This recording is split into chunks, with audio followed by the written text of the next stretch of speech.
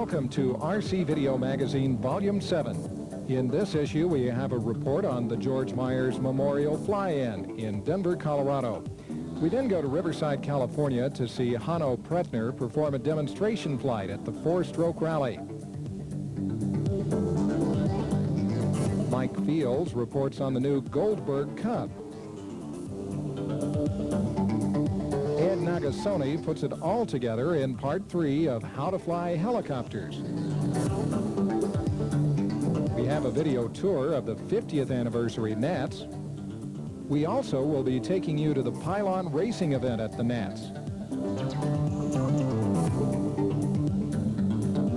And finally, we have a film from NASA on spin test.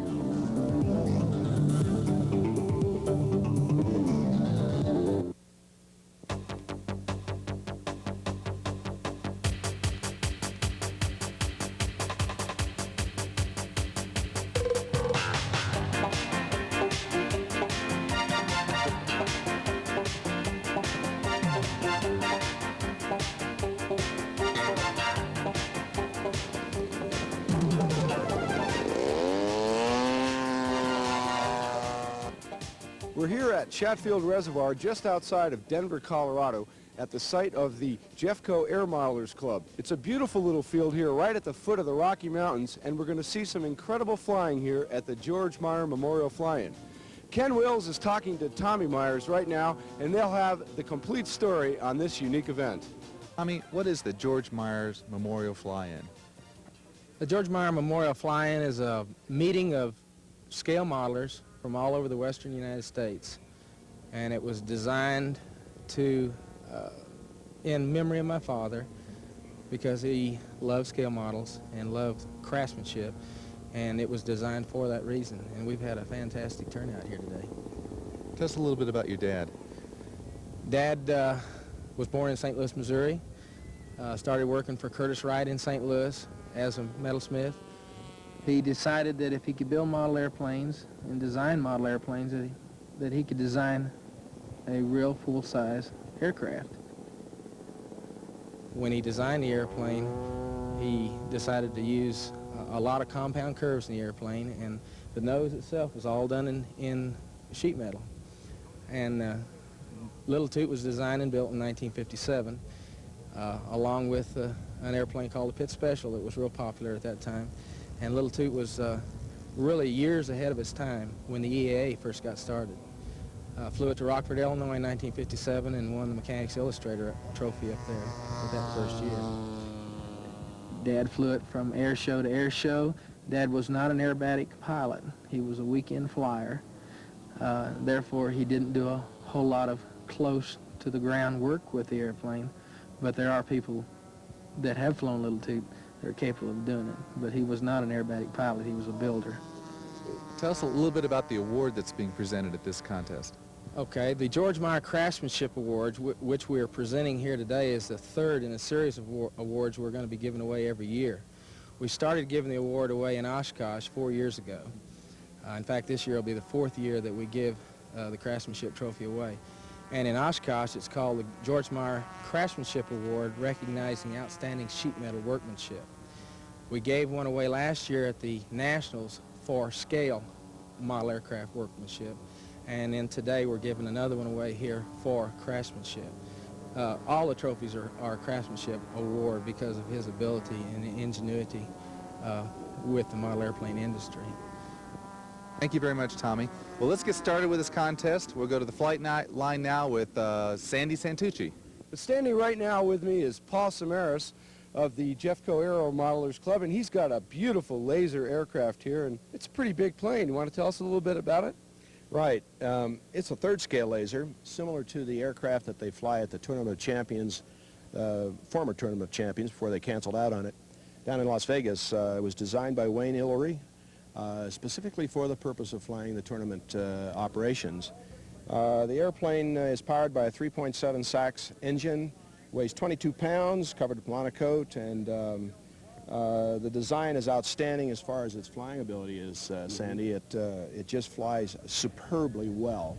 Probably, as models go, aerobatic as far as airplane models are concerned, it has a better aerobatic ability than anything else that I've ever seen in a model airplane. It's really interesting. What were some of the modifications that were necessary to take it away from the Tournament of Champions status, the way you had it set up for flying there? Well, this airplane's a little heavy for the tournament. The original tournament airplane could not weigh over 18 pounds. This one weighs 22 pounds and has a big engine in it and a smoke system in it.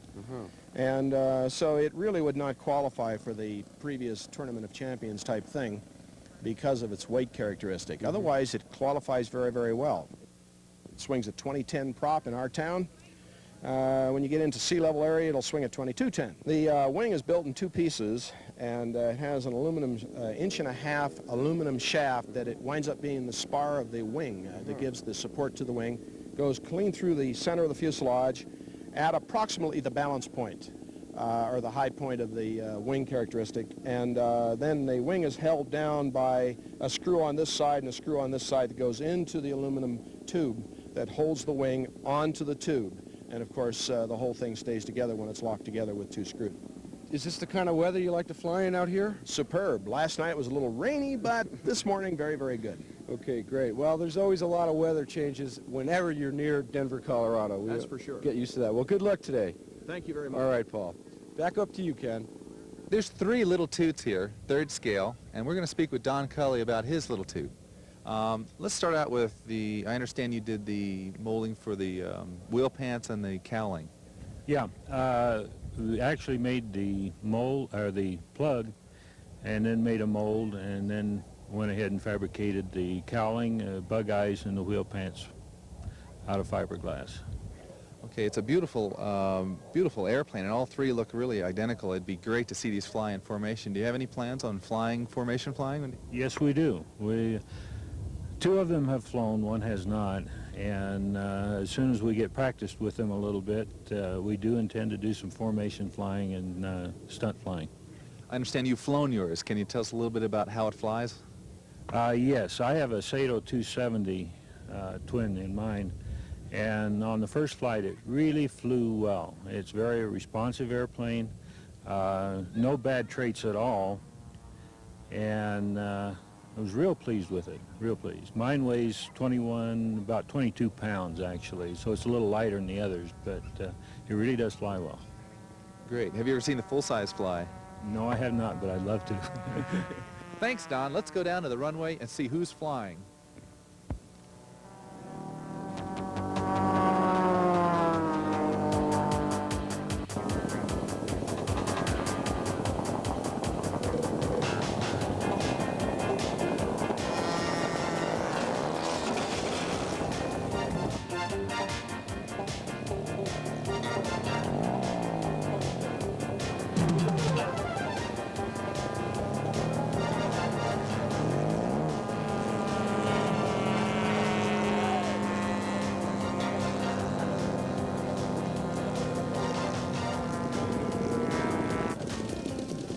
That's Dean Lassick, Sopwith Pup.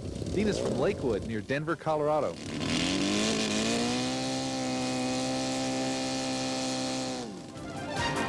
Great to fly slow. It really pleases the crowd, but it's hard to fly. It's been in many air shows with the Thunderbirds, the Blue Angels, Christian Eagles, and for these contests here, the George Meyer fly-in and the Jeffco fly-ins. It flies so realistic. Is there some trick to making it do that? Well, if there was, I wish I knew it. It's just a matter of staying on top of it. You have to use all controls, and you have to be instantly ready to do anything. With this big plane and this wind, you see how we have this roiling wind condition here. The plane has a tendency to wobble back and forth. You have to be right on top of it to correct for all these little turbulences, I guess. That's it. At slow speed, you have to be right quick. That's all. Okay.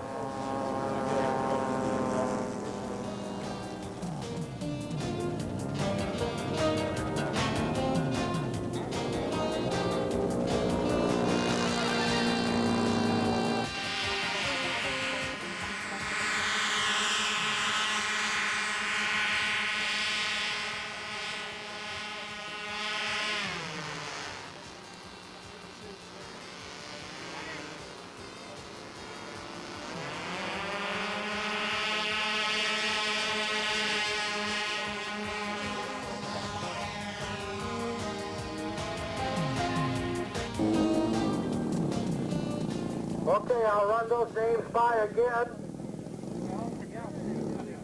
Mac McDaniel first, Bill Carpenter second, Tommy Weens third, Greg Corliss fourth, fifth is going to be George Ide, replacing Dean Lathick. Sixth is Tommy Weems, 7, A.J. DeVoris, and 8, Olin Trenary.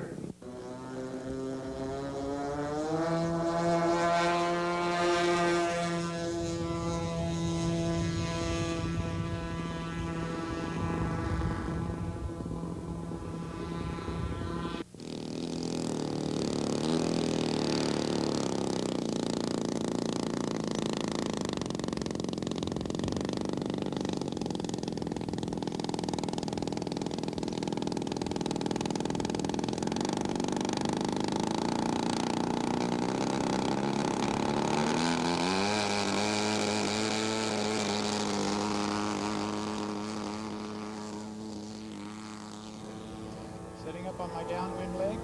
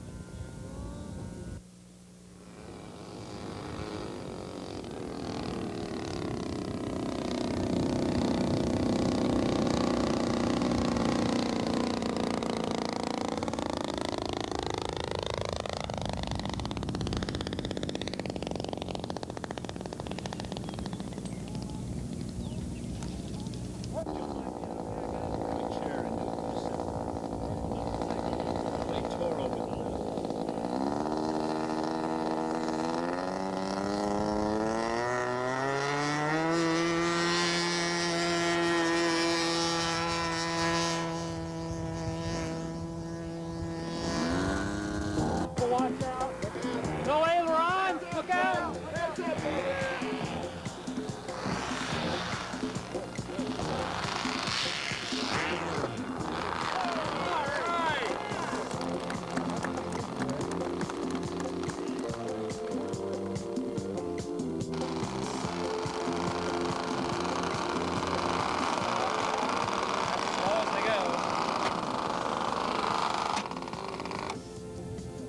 Back in the pits here with Brian Gates, the pilot of the B-24 that had a little bit of a problem coming in for a landing. What was going through your mind?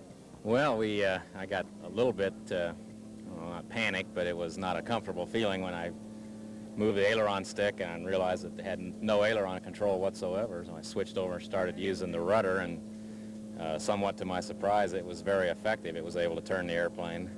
Luckily, the ailerons had locked in neutral, so the airplane was flying straight, hands off, but we needed the rudder to turn around and get back to the runway. And I was pretty busy finding the landing gear switch, trying to put the flaps down, and just trying to get lined up on the runway. Wanted to get it down in one piece. I didn't really want to try to make any more turns around the field the way it was handling. Brian, in a situation like that, does being a commercial pilot, flying the big planes yourself, help you out in those kind of tense situations? Yeah, I think a little bit because of the, you know, we have training in emergency situations, or we go out and most all of our training is simulated emergencies, engine failures, electrical problems, and so on like that. And you learn they teach you that the most important thing is not to panic. Just, if nothing else, do nothing until you figure out exactly what the problem is, and I think that helps. Good. You're on the ground for this one, so that was a little easier on your mind, I bet. Okay. Tell us a little bit about the B-24. Okay, this is a Stafford B-24 built from the Jack Stafford kit. It uses 4 OS 25 size engines. We have retractable landing gear, retractable gun turret, and operating flaps, which, like I mentioned there, I was frantically searching for. On landing, I never did find them to get the flaps down. Is it a little different flying a multi-engined RC model plane? Oh yeah, it definitely is. The last twin-engine one I built lasted one flight.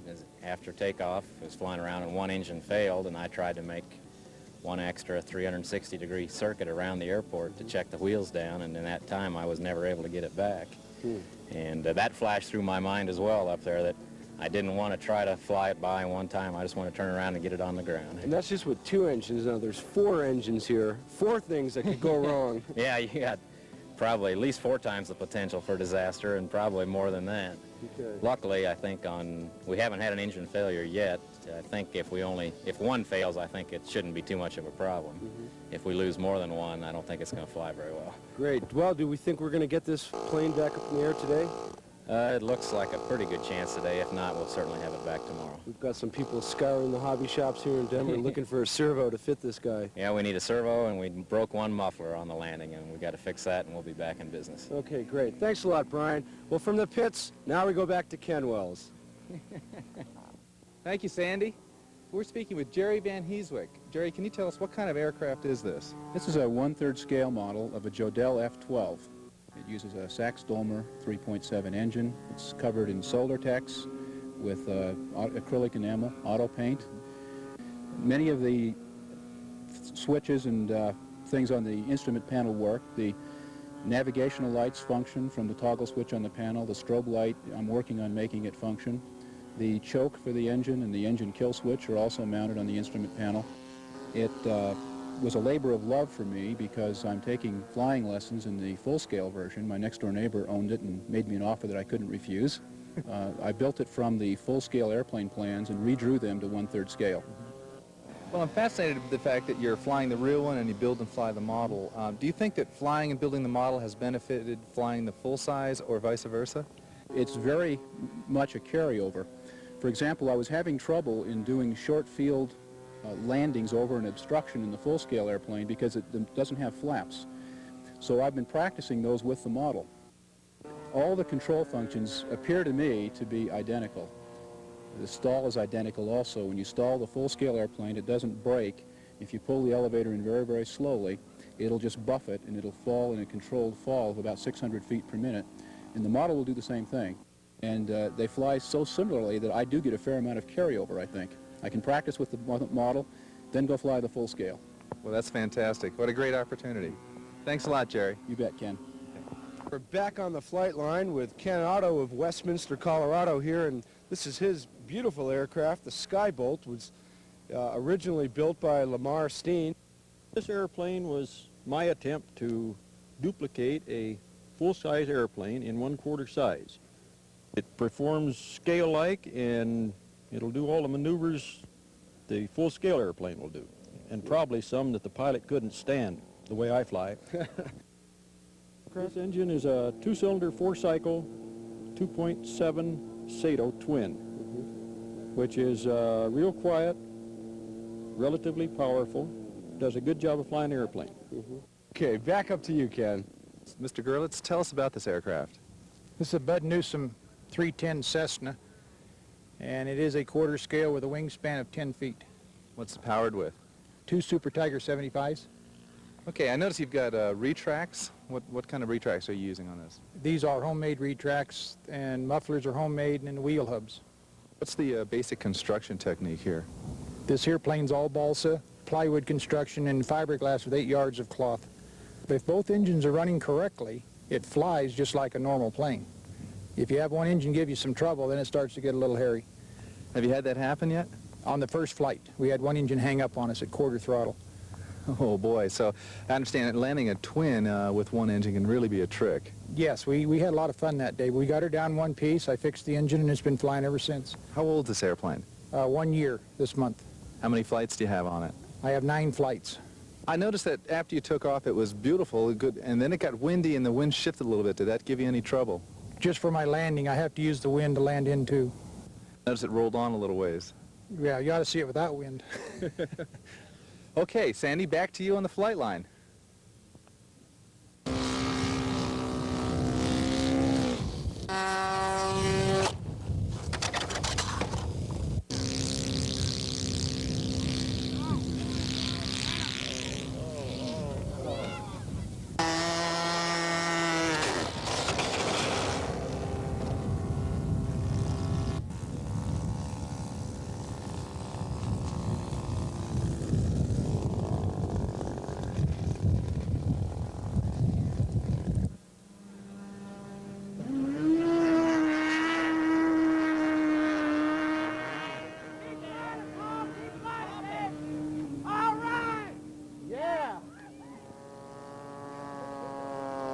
We're back behind the flight line with Pat Massey of Pampa, Texas. You want to tell us a little bit about your plane? We know that you've made this totally from scratch, and the engine is of a lot of interest to me.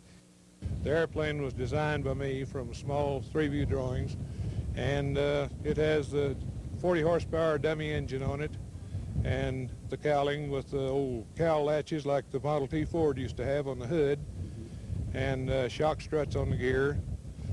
And it's mostly made of hardwoods, one form or another. There's very little balsa wood in it except the wing ribs. A friend of mine, Babe Hall, and I used to fly U-control speed, and we did pretty well.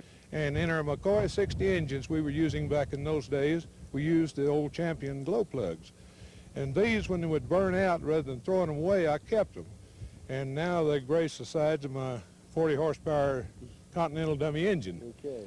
And I understand there are people who pay $5 a piece for these. We only paid 75 cents for them new.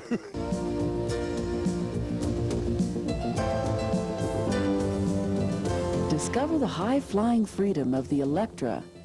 Nothing else in electric-powered RC even comes close to the Electra's simplicity, affordability, and performance. The ultimate RC change of pace.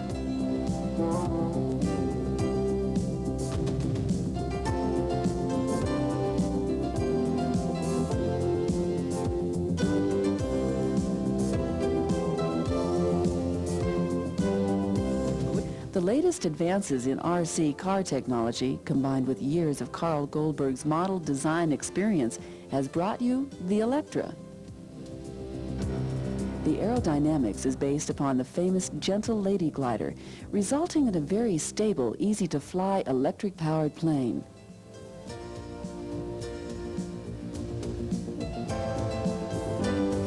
The Electra is very easy to build, too. You'll work from clear, concise plans and instructions that help you breeze through each stage of construction without a hitch. Even if you're a beginner, you'll be able to handle the job successfully. Her special Mabuchi motor, included in the deluxe version, gives you almost 5 minutes of solid climb or light aerobatics on a standard 6-cell pack, and her superb aerodynamics do the rest. You can figure on getting 12 minutes of flight even in dead air. Plus, we'll show you how to install a 3rd channel throttle for an added dimension of control.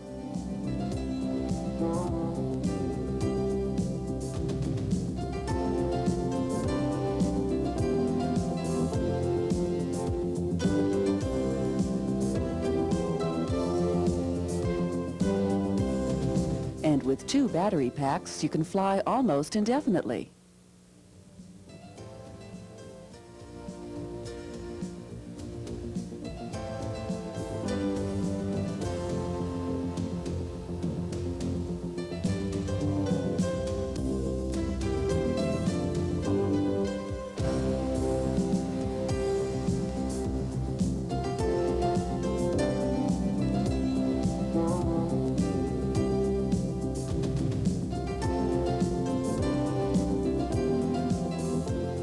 For most of us, the dream of carefree electric RC flight was still just a dream. Well, the Electra changes that. If you're ready for the most refreshing experience in RC, there's an Electra kit waiting for you at your dealers now. Let's hear it for freedom. For the flying demonstration at this year's 4-stroke rally, Hano Pretner flies his Bud Laser to music.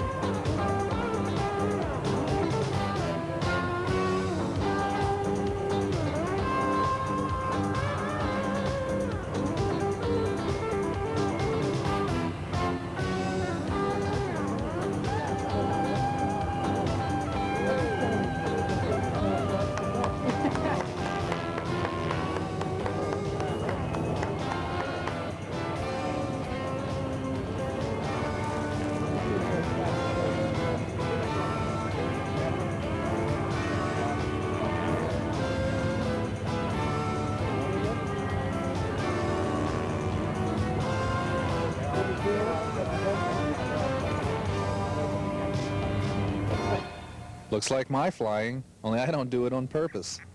Now Hano will be flying a Superfly.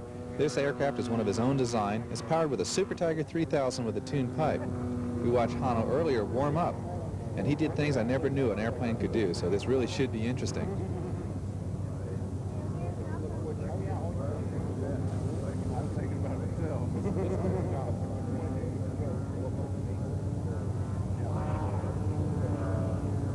Hano, we've been watching you fly in the demonstrations here today, and I've never seen aircraft do that before, and especially that low, slow-flying knife edge. Maybe you could tell us a little bit about what the secret to that might be.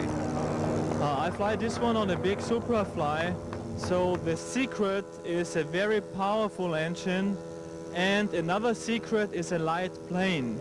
So as more light or as lighter the plane is, as easier it is to do the maneuvers, especially I like always for extreme performance.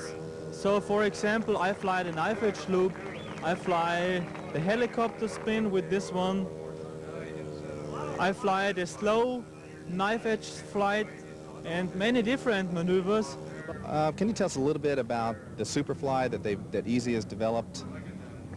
Yes, the newest model from Easy Model is the Superfly. It's my World Championship winning design, and I feel it's the best design, or it's the best kit which ever was done from my designs. The reason that I say this is because the kit is very light, it's a brand new construction, so that we were able to reach a weight of approximately 7 pounds.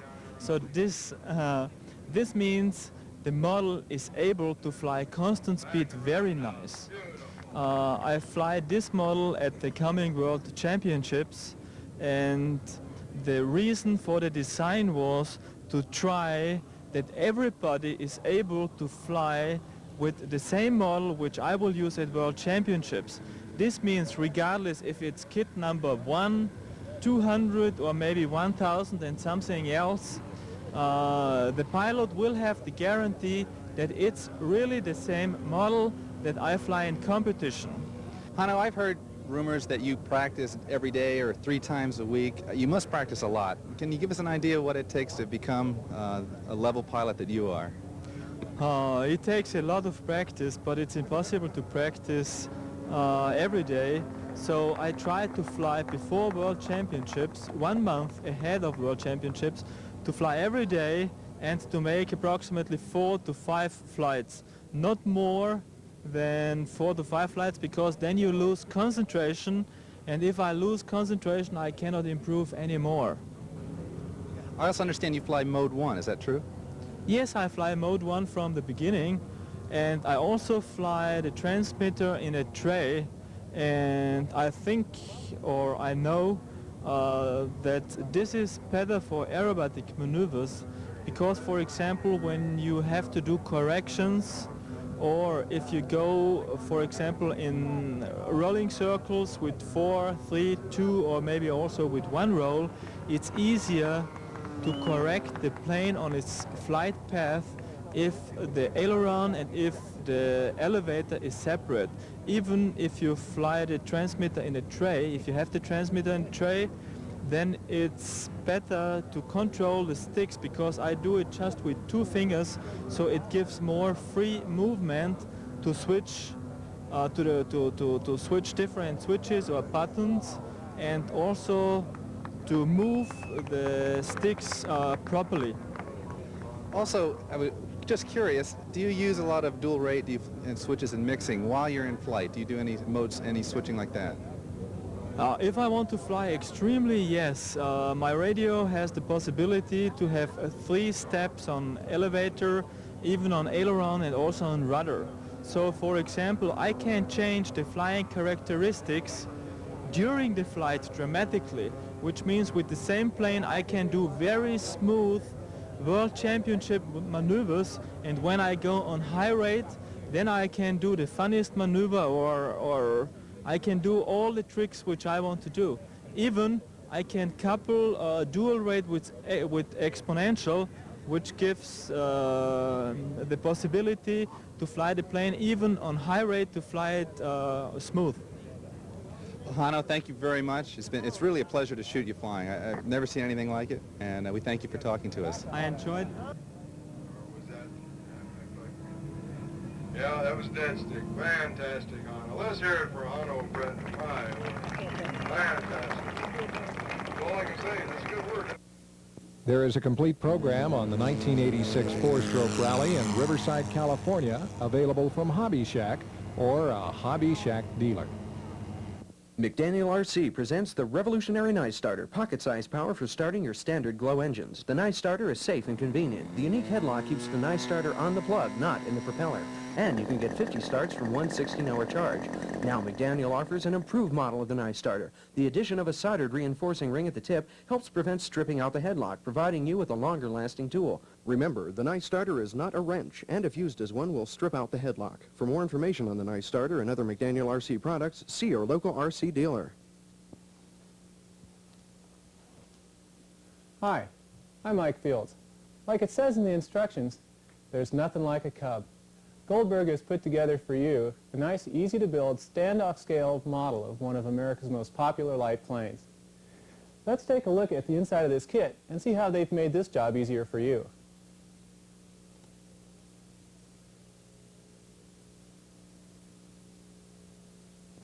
The first thing you'll notice is how much time they spent packaging this kit. The plans appear to be clearly printed, and the wood has been rubber banded together to prevent damage during shipment. All the metal pieces here have been bagged and stapled to the side of the box.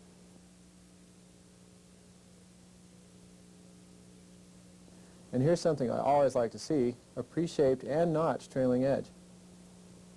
The one-piece cowl is in its own compartment and has some nice scale detailing on it.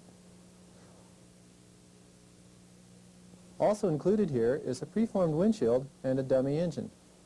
Last, but not least, a set of full-color decals to put that finishing touch on your Cub.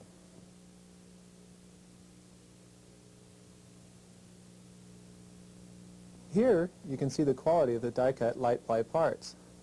Light ply is a lot stronger than balsa, but it's a little more difficult to cut and shape. With this kit, most of the hard work has been done for you already. When you get finished breaking the pieces out, all that is required of you is some light sanding to smooth off the edges.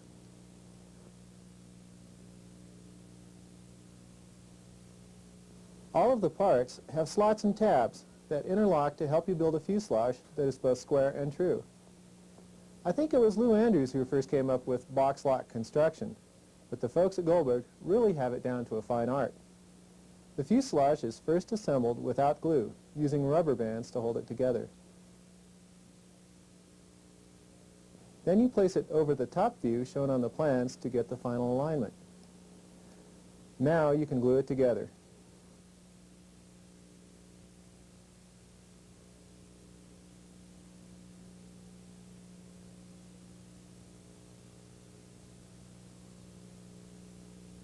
Be careful not to glue the rubber bands to the wood. It makes covering the plane a little harder than it has to be.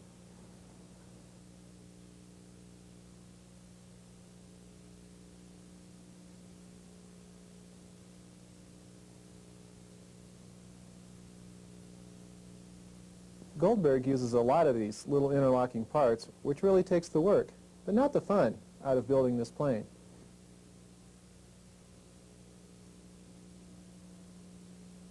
The fuselage is built almost entirely from light ply. The stringers are hardwood dowels, and the front cowling is balsa.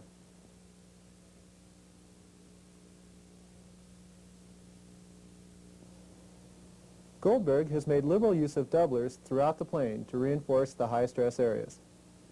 The hardware kit is very complete, saving you that 5 or 6 extra trips to the local hobby shop, looking for that bag of screws or blind nuts that should have been there in the first place. The landing gear is preformed and easy to install. A nice touch are the built-in servo rails, which run the length of the radio compartment, allowing easy fore and aft adjustment for proper CG location. Well, here it is. Completed fuselage. Starting to look more like a Cub now. As you can see, stringer structure is very simple and straightforward.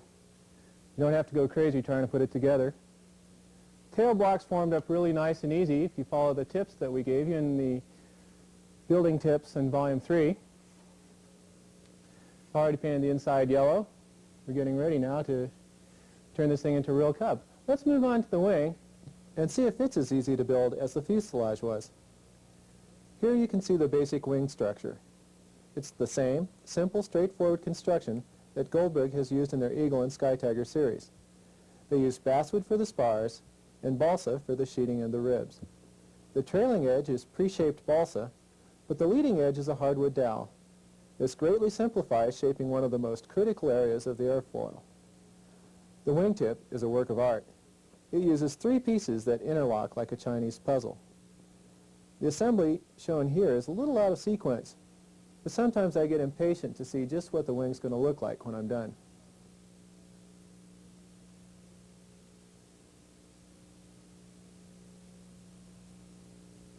This is a very complete instruction manual. It has step-by-step instructions and photographs to accompany each step. If you follow them, you'll have no problem building this airplane.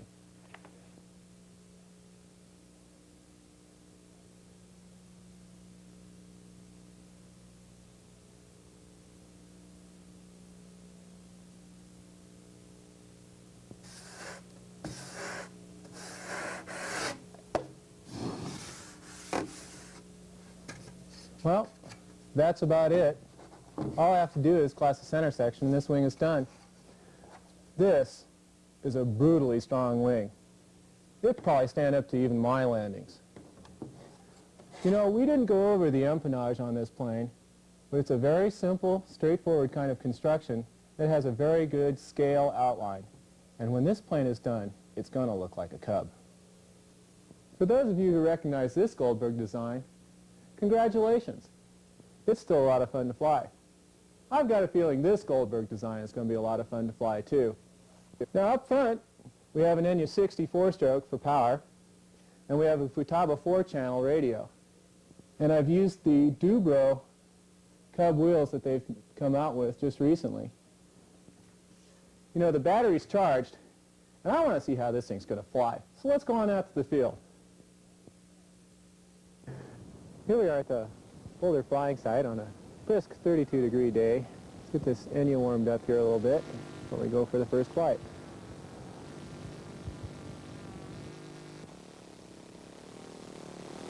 Okay, let's see if we can get rid of the butterflies and sweaty palms long enough to get this bird off the ground here. Here we go. Need a little right rudder to counteract the torque on rollout. And she's off.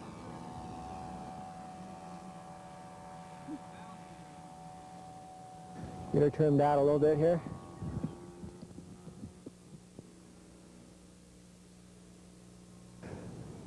Normally I wouldn't do this, but she's flying so steady, we're going to bring her down for a low flyby for the camera here.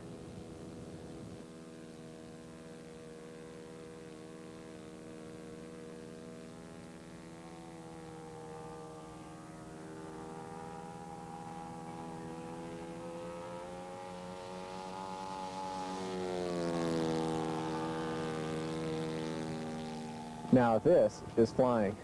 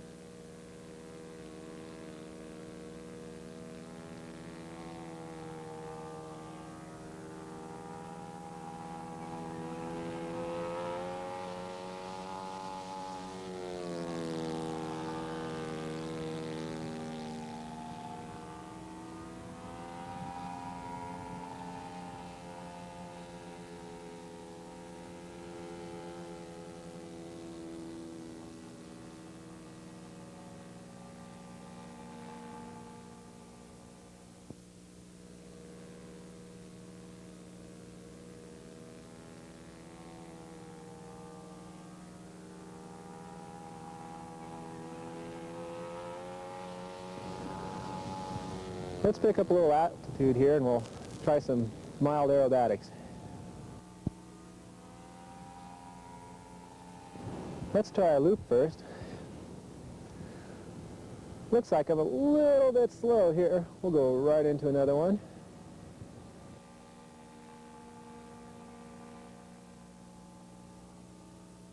That's a little better. We'll bring it around, we'll try a roll.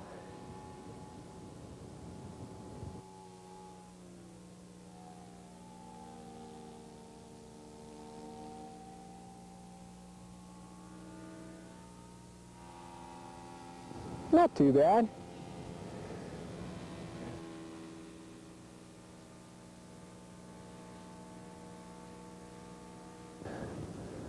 Let's bring her down for one more low flyby and settle in for our landing approach.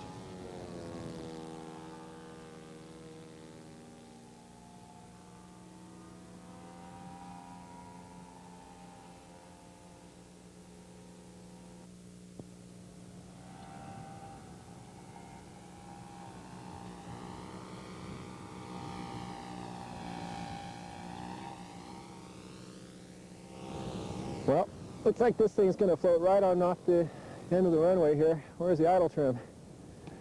Well, it's always good to see a plane down and in one piece at the end of the first flight.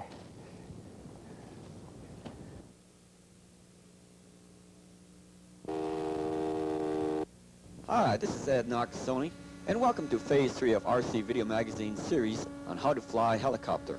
In this series, we will be concentrating on getting you into forward flight and flying the circuit. Before we begin, however, two issues I want to discuss with you at this time before we begin forward flight, and that is ensuring that the gyro is in fact corrected in the proper direction, and also touch on how to correct for improper blade tracking. As far as the gyro is concerned, I want to ensure once everything is set up per manufacturer's instruction that the blade is in fact corrected in the proper direction. Note here that the tail boom is going to your right, but the blade is in fact increasing in pitch in the opposite direction. This is very important to check out prior to getting into an actual hover configuration.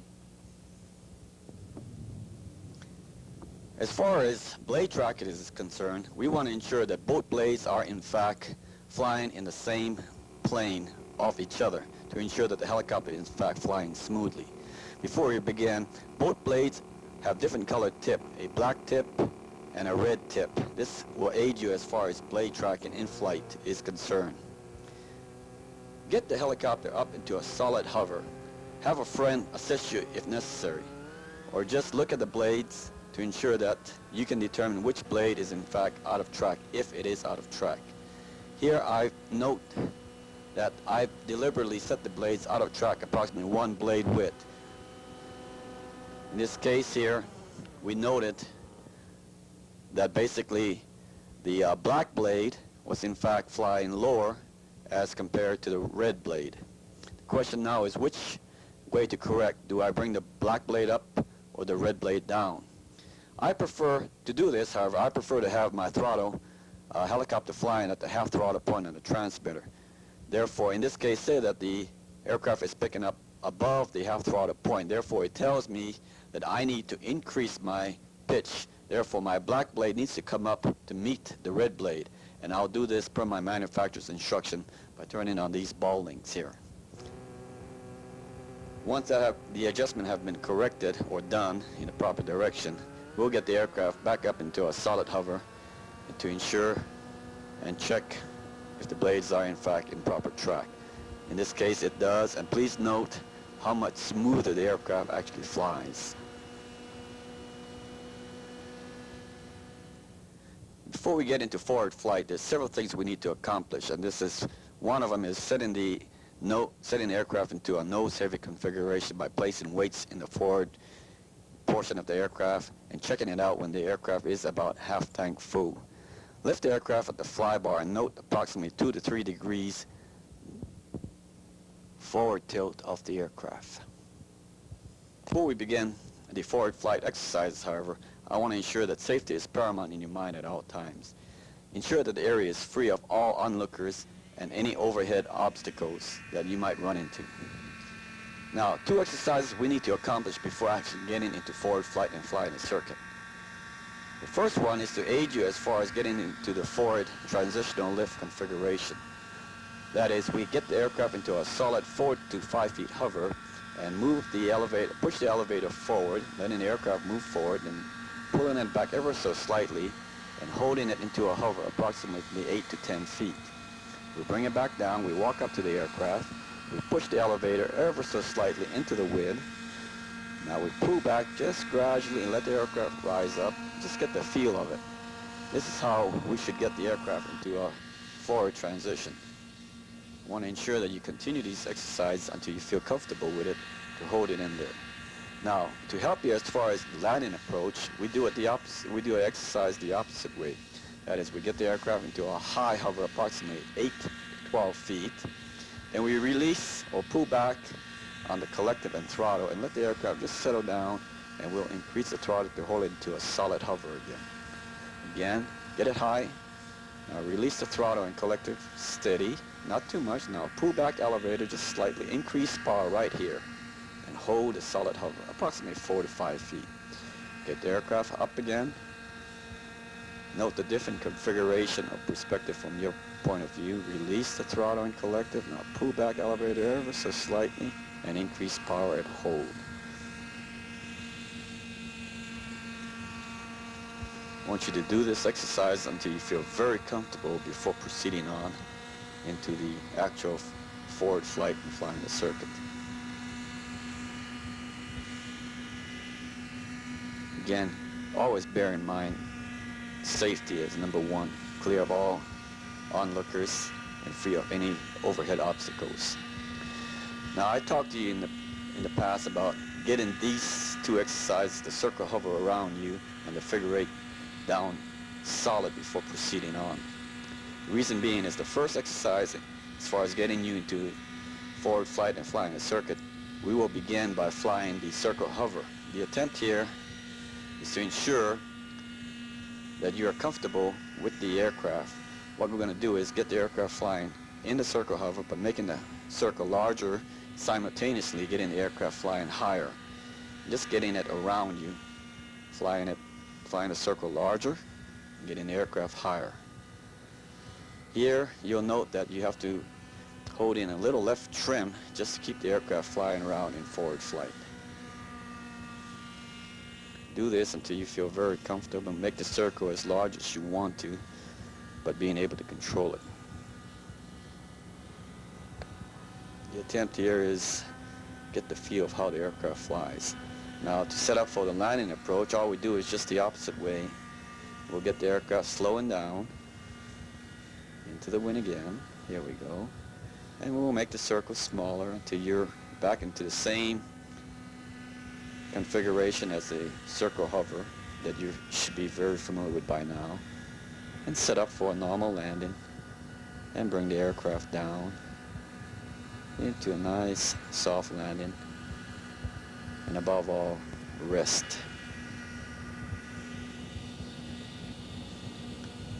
That's from the circle hover. The next one, we will get you into flying the circuit from the basic figure 8 configuration. Here the wind is from my left, therefore we will get the aircraft into a solid hover and tilt her over just as the exercise you did previously, and fly the basic small figure 8 at first, then gradually get into figure 8 larger and larger until we're actually flying a large figure 8 circuit in front of us and over us. Here the figure 8 is getting larger. Now what I'm doing is just pulling back ever so slightly on the elevator just to bring the aircraft up, and note how the nose heavy configuration brings the aircraft just down and flies straight and level.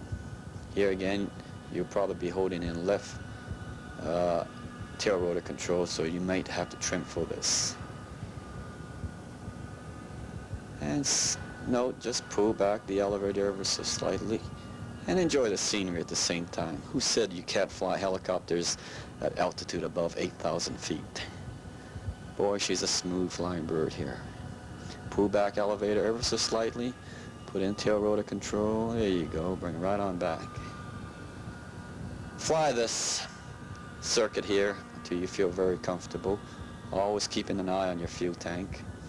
Then we'll set up for the landing approach by gradually slowing the aircraft down until we can make another small figure eight where we feel comfortable with those normal small figure eight that you've flown in the previous exercises. Just set up gradually for your basic landing approach here.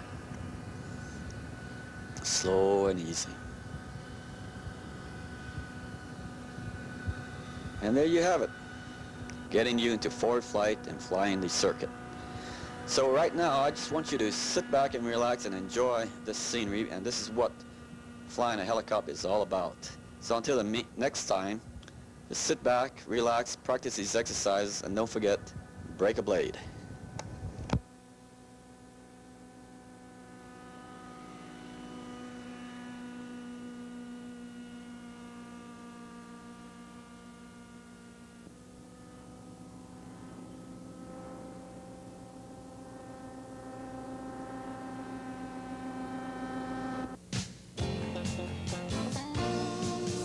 Thanks for making Zap the #1 adhesive system in America.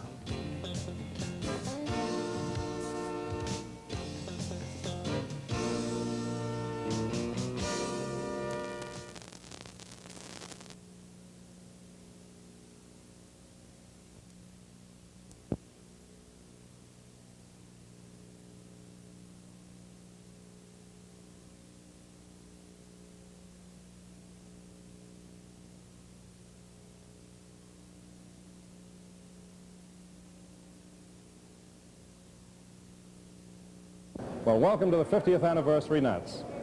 We're down at Lake Charles, Louisiana this year. A hot and sticky place, but a great place to celebrate a 50th anniversary, the golden anniversary of AMA. When the Nats started way back in the dark ages, it was 60 times ago that we had the original Nats, and it consisted of just a few people, just a few events.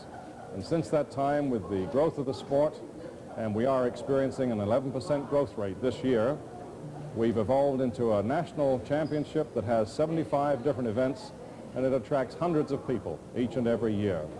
Free flight, control line, radio control, and of course, as we all know, radio control is the fast-growing segment of the sport. But all of these events that used to take place in a long weekend now take 8 days to complete. There are so many things that have to be considered when we select a Nats site. The availability of 3 good sites for radio control events, the size of a good site for free flight, and of course a nice indoor arena or similar building for the indoor people. So the Nats has grown, and the Academy membership this year is also growing. We've exceeded 110,000 people. We have more than 2,000 chartered clubs around the country, and we're looking for a total membership figure this year of almost 115,000 people. So we're very pleased, and it shows that model aviation is a sport that can attract people from all walks of life. Our membership runs all the way from schoolboys to housewives to astronauts, doctors, lawyers, Indian chiefs, you name it. It's a real cross-section of American society. In recognition of the 50th anniversary of the AMA Nationals, we would like to take you on a video tour of the historic 50th Nats. We will briefly visit all but a few areas of competition. The greatest number of contestants are registered in the RC categories and certainly draw the largest crowds of spectators. But just for the fun of it, we would like to present in this program the amazing variety of things that fly and compete at the Nats. We will end our tour at the Pylon racing site, where we will begin our report on this area of RC competition, otherwise known as Go Fast and Turn Left.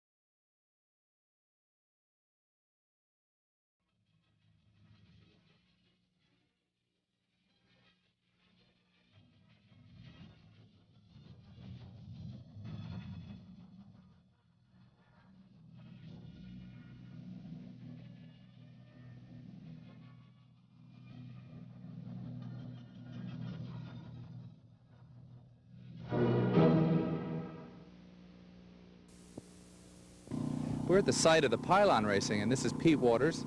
He's Vice President of District 7. Pete, can you tell us a little bit about the types of racing we're going to be seeing here? Well, what's going on right now is FAI, the international class, where you run straight fuel, and in fact you can just use 3 servos.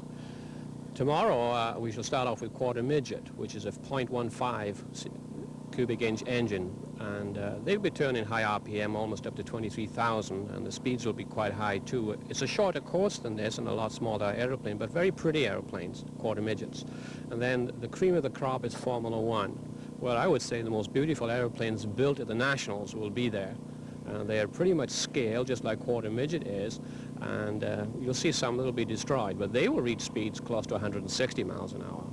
And they run high nitro fuel with some of the other elements thrown in, like propylene oxide as an oxidizer, and they change things according to the day, burn a plug of flight. Amazing. You mentioned earlier that the reason that they make the plane so beautiful, put so much work into the finish, is to jockey for position and takeoff.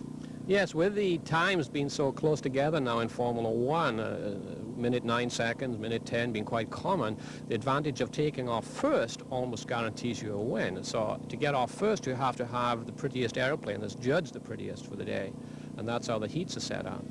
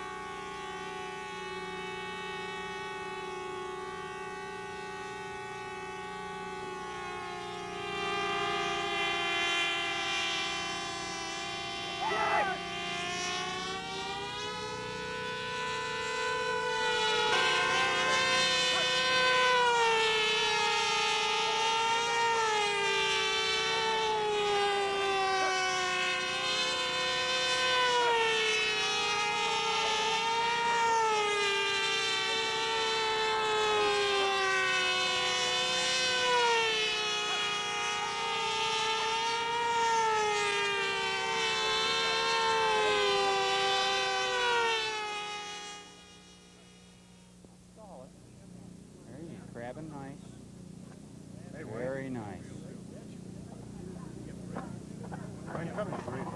We're talking with Dub Jet, currently, as far as we can tell, holding first place in quarter midget. Can you tell us a little bit about racing this type of aircraft? Well, Ken, there's a number of kinds of races. We have actually 3 airplanes. One is called Quickie, which you're not seeing today, the kind of thing that most of the club members would have. Second is quarter midget, which is this airplane using a 15 engine, has to be stock, and a stock fuel, approximately 15%. And then the big ones, Formula 1, the very fast ones that is basically an unlimited kind of event. Now, what we try to do is race as many airplanes as we possibly can during the day in a number of heats, set up such that we race either 3 or 4 airplanes at a time, with a number of rounds such that you race all the competitors that can possibly be grouped together.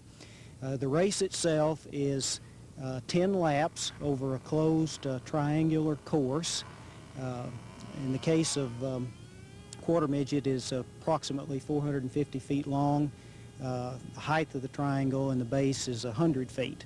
In the larger event, it is 608 feet by 100 feet, which works out to something like 2.5 miles. The airplanes cover the course in about 1 minute and 20 seconds in almost every case for all events. What kind of miles per hour does that work out to be? Well, in that case of an average, it's probably about 90 miles an hour for this particular airplane, going up to 120 to 130. Top speed on the course, however, is considerably faster than that. The larger ones will hit close to 180 miles an hour, with this one going about 120 miles an hour. Is it more plane against plane, or is it plane against the clock?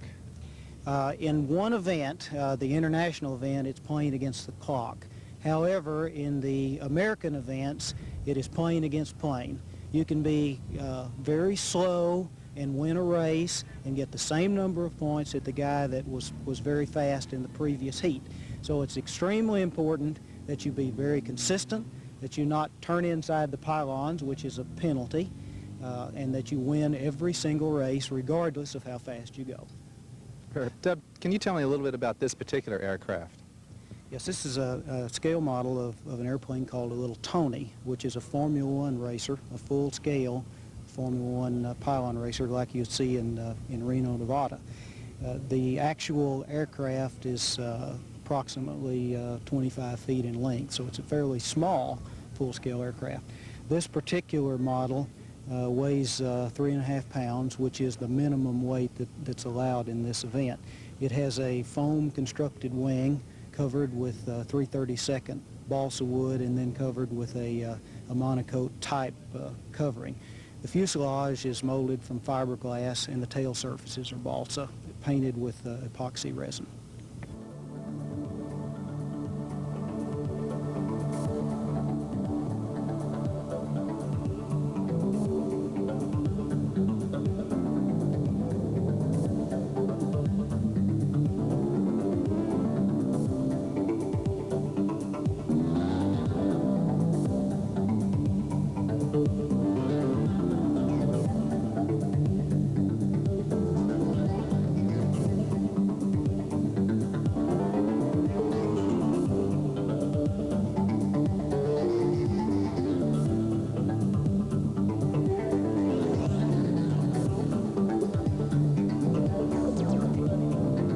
Starter is Karen, my wife. Come on out, Karen. All right. Karen's done this before. I think most of you guys know her. She worked here last year. Pit boss is Bob Brown, standing right here. He's going to be calling up the heats.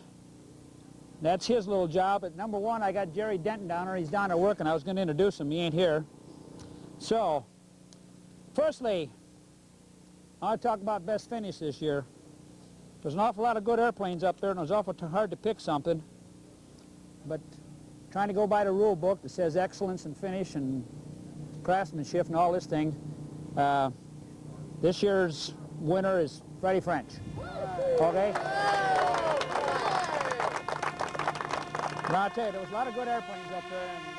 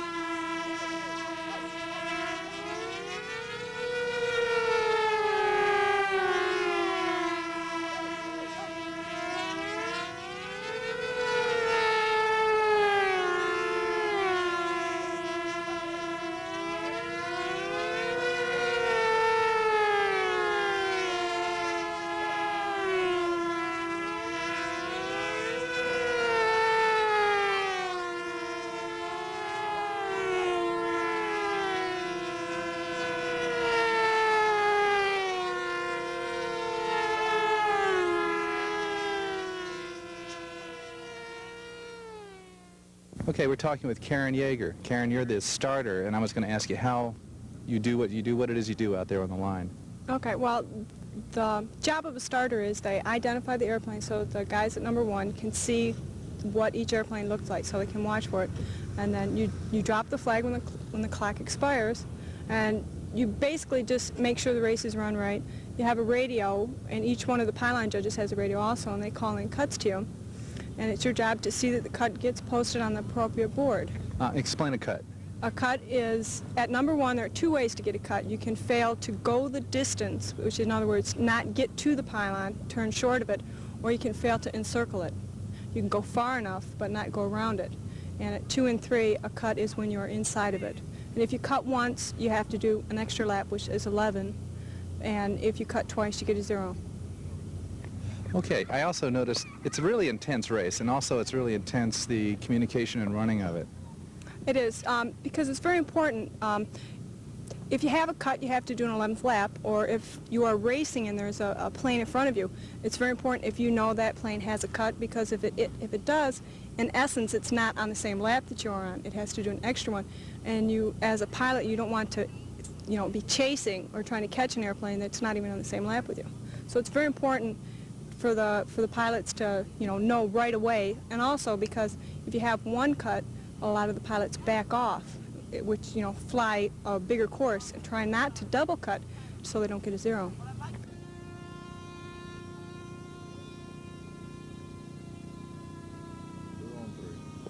Jerry, I don't know what you're going to do. I'm going to explain this one.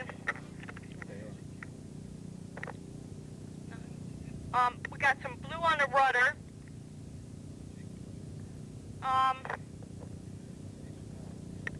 We're going to call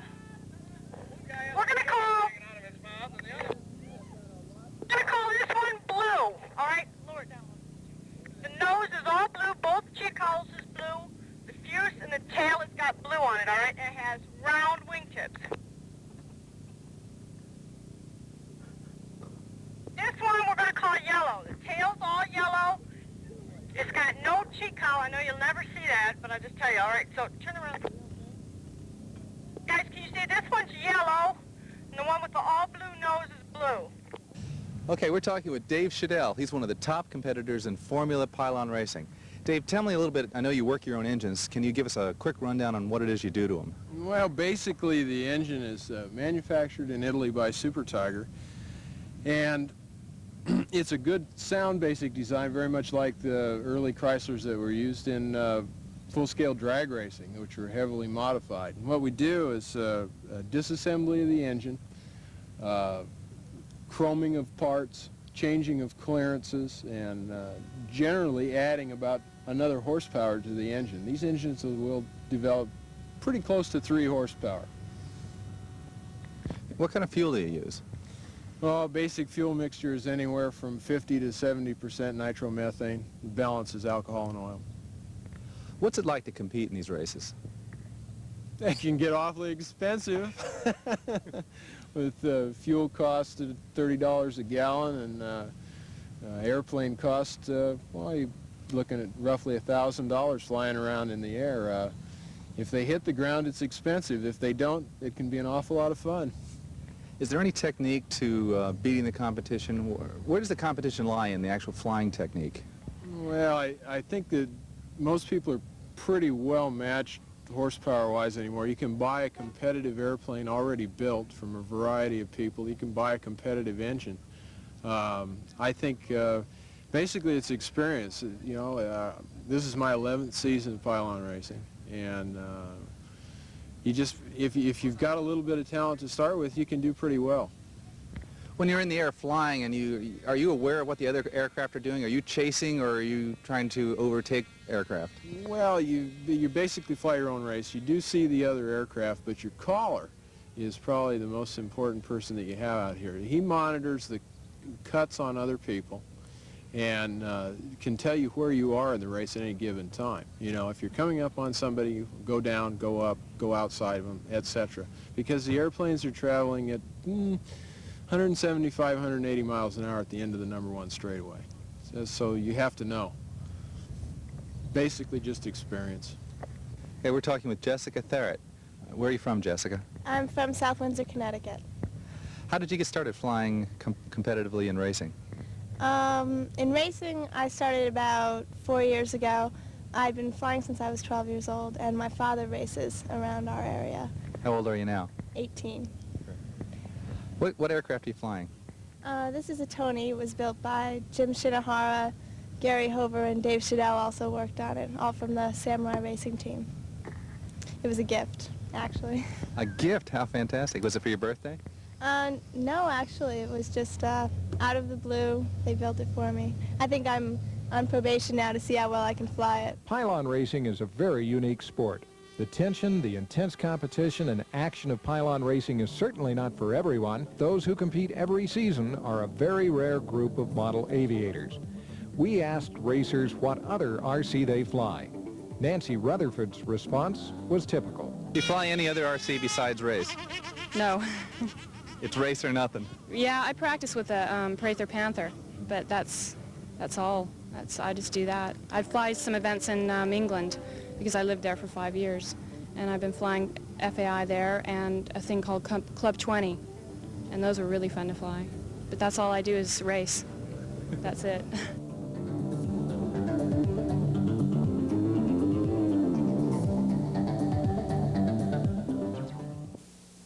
Hazel Sigg's Clipped Wing Cub, America's all-time favorite plane. Build this beautiful model of a truly outstanding airplane. This highly aerobatic plane is really a joy to fly. It is as smooth, stable, and responsive as the big one, and basic aerobatic maneuvers such as loops, rolls, spins, and snaps are easy. The Morrissey Bravo, copied at quarter scale in the quality Sig tradition.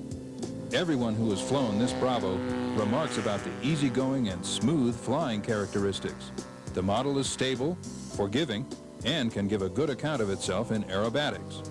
It'll get you into faster company without scaring you to death in the process. The new Cadet Senior, known as the hands-off trainer, flies along so slowly and gently that just about anyone can handle it. Even experts get a big charge out of the unique qualities of the Cadet Senior. For those of you who already have the fine Sig products, take the video tour of Sig and see what makes Sig unique in the model industry. In our next issue, we're going to see a most unusual RC project.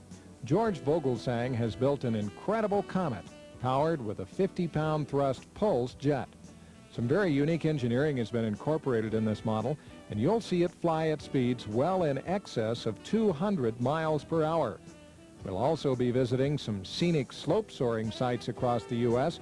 where RC aircraft ride a standing wave of air. So be watching for these reports and much more in our Volume 8.